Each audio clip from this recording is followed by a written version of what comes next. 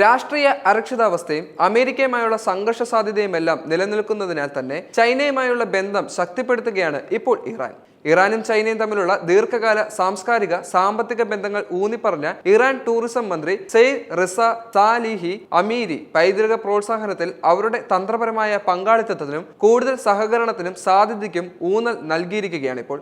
UAE-യിൽ നടന്ന AIM കോൺഗ്രസ് 2025 വേളയിൽ Phoenix TV ന്യൂസിന് നൽകിയ അഭിമുഖത്തിലാണ് അദ്ദേഹം ചൈനയുമായി വിപുലീകരിക്കാൻ ആഗ്രഹിക്കുന്ന ബന്ധത്തെപ്പറ്റി എടുത്തു പറയുന്നത്.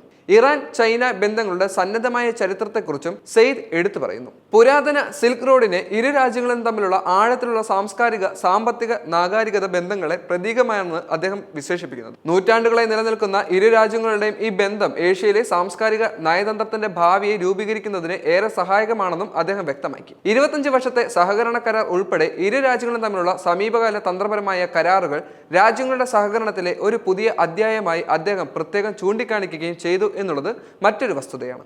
ഏറ്റവും വലിയ വ്യാപാര പങ്കാളിയായ ചൈനയുമായി ഇറാന് സാമ്പത്തിക മേഖലകളിലും മറ്റും ഗണ്യമായ പുരോഗതി ഉണ്ടായിട്ടുണ്ടെങ്കിലും സാംസ്കാരിക ടൂറിസം നിക്ഷേപ വിനിമയ മേഖലകളിലെ വിപുലീകരണത്തിനുള്ള വിശാലമായ സാധ്യതകൾ ഇനിയുമുണ്ടെന്ന് സാലിഹി അമീരി എടുത്തു കാണിച്ചു. ഭാഷാ വിദ്യാഭ്യാസം, സംയുക്ത മാധ്യമ നിർമ്മാണങ്ങൾ, സാംസ്കാരിക പ്രദർശനങ്ങൾ, കലാകാരന്മാരുടെ പങ്കാളിത്തം, ചരിത്ര സ്ഥലങ്ങളുടെ പുനഃസ്ഥാപനം തുടങ്ങിയ മേഖലകളിൽ സഹകരണം പരസ്പരം ഇനിയും മുന്നോട്ട് കൊണ്ടുപോകുമെന്നും അദ്ദേഹം വ്യക്തമാക്കിയിട്ടുണ്ട്. സിൽക്ക് റോഡ് പൈതൃകം പുനരുജ്ജീവിപ്പിക്കുന്നതിന് വേണ്ടി ഇറാൻ, മധ്യേഷ്യൻ രാജ്യങ്ങളിൽ ചൈന എന്നിവയ്ക്കിടയിൽ വളർത്തിവരുന്ന അതിർത്തി കടന്നുള്ള പങ്കാളിത്തത്തെക്കുറിച്ചും മന്ത്രി ചൂണ്ടിക്കാട്ടിയിട്ടുണ്ട്. പങ്കിട്ട ടൂറിസം റൂട്ടുകളുടെ വികസനം, അതിന്റെ സൗകര്യങ്ങളിലുള്ള നിക്ഷേപം, പ്രത്യേകിച്ച് ചൈനയിൽ നിന്നുള്ള അന്താരാഷ്ട്ര വിനോദസഞ്ചാരികളെ ആകർഷിക്കൽ എന്നിവ ഇരു രാജ്യങ്ങളും നിർണായക മുൻഗണനകളാണെന്നും അദ്ദേഹം ഊന്നി പറയുന്നുണ്ട്. സാമ്പത്തിക, ഊർജ്ജ, തന്ത്രപരമായ സഹകരണം എന്നിവയിലൊക്കെ ചൈന ഇറാൻ വ്യാപാര ബന്ധം സമീപ വർഷങ്ങളിൽ വികസിച്ചുകൊണ്ടിരിക്കുന്നതിനിടെയാണ് ഇപ്പോൾ ഇറാനിൽ നിന്നും വീണ്ടും സഹകരണം ശക്തിപ്പെടുത്തുന്നതിനായുള്ള ഇറാന്റെ താല്പര്യം മന്ത്രി എടുത്തു കാണിച്ചിരിക്കുന്നത്. ഇറാന്റെ ഏറ്റവും വലിയ വ്യാപാര പങ്കാളി എന്ന നിലയിൽ പ്രധാനമായും ഇറാനിയൻ എണ്ണ കയറ്റുമതിയിലൂടെയും ചൈനീസ് നിർമ്മിത വസ്തുക്കളിലൂടെയും ചൈന പ്രതിവർഷം കോടിക്കണക്കിന് ഡോളറിന്റെ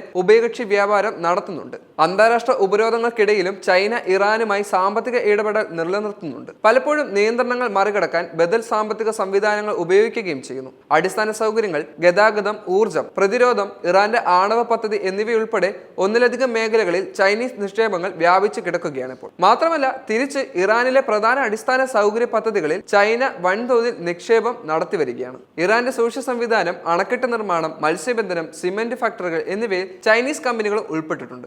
അതേസമയം കൽക്കരി, സിങ്ക്, ലെഡ്, ചെമ്പ് എന്നിവയുൾപ്പെടെയുള്ള ആവശ്യ ധാതുക്കൾ ഇറാൻ ചൈനയ്ക്ക് കൈമാറുകയും ചെയ്യുന്നു. വൈദ്യുതി ഉൽപാദനം, ഖനനം, ഗതാഗത ഉപകരണങ്ങൾ, ആയുധങ്ങൾ, ഇലക്ട്രോണിക്സ്, ഓട്ടോ പാർട്സ്, ഉപഭോക്തൃ വസ്തുക്കൾ എന്നിവയിലേക്കും ഇരു കൂട്ടരും വ്യാപാരം വ്യാപിച്ചിട്ടുണ്ട്. അങ്ങനെ ചൈനീസ് നിർമ്മിത ഉൽപ്പന്നങ്ങളും വാഹനങ്ങളും ഇറാനിൽ കൂടുതൽ പ്രചാരത്തിലായി. ഇറാൻ ചൈന ബന്ധത്തെക്കുറിച്ച് മാത്രമല്ല, ഏഷ്യൻ പൈതൃക പദ്ധതികളെ പിന്തുണയ്ക്കുന്നതിൽ യുനെസ്കോയുടെ പങ്കിനെക്കുറിച്ചും സാലിഹി അമീരി അടിവരയിട്ട് പറഞ്ഞു. പാശ്ചാത്യ സമീപനമില്ലാത്ത സാംസ്കാരിക പദ്ധതികളിൽ നിക്ഷേപം നടത്താനും അദ്ദേഹം ആഹ്വാനം ചെയ്തിട്ടുണ്ട്. ഈ സംരംഭങ്ങളിൽ ചൈന, റഷ്യ, മധ്യേഷ്യൻ രാജ്യങ്ങൾ എന്നിവ പ്രധാന പങ്കാളികളാണെന്ന് പറഞ്ഞ അദ്ദേഹം കൂടുതൽ ശ്രമങ്ങളുടെ ഭാഗമായി ടൂറിസം അനുഭവങ്ങൾ വിശാലമാക്കുന്നതിനുള്ള ചെലവ് കുറഞ്ഞ മാർഗങ്ങളായി വെർച്വൽ റിയാലിറ്റിയുടെയും ഓൺലൈൻ ടൂറിസ്റ്റുകളുടെയും ഉപയോഗം ഉൾപ്പെടെ ഡിജിറ്റൽ ടൂറിസത്തിന്റെ വർദ്ധിച്ചു വരുന്ന പ്രാധാന്യത്തെക്കുറിച്ചും ചർച്ച ചെയ്തു. ചൈനീസ് ഡോക്യുമെന്ററി ചലച്ചിത്ര നിർമ്മാതാക്കളെ ഇറാനിലേക്ക് കൊണ്ടുവരുന്നതിനും വിസിറ്റ് ഇറാൻ വെബ്സൈറ്റ് ഉൾപ്പെടെയുള്ള ചൈനീസ് മാധ്യമ പ്ലാറ്റ്ഫോമുകളിൽ ഇറാന്റെ ടൂറിസം സാന്നിധ്യം വിപുലീകരിക്കുന്നതിനും ചൈനയുടെ CCTV വാർത്താ ഏജൻസിയുമായി സഹകരിക്കാനുള്ള പദ്ധതികളെക്കുറിച്ചും അദ്ദേഹം എടുത്തു പറയുന്നുണ്ട്. അമേരിക്കയുമായി ഭീഷണി നിലനിർത്തുന്ന സാഹചര്യത്തിൽ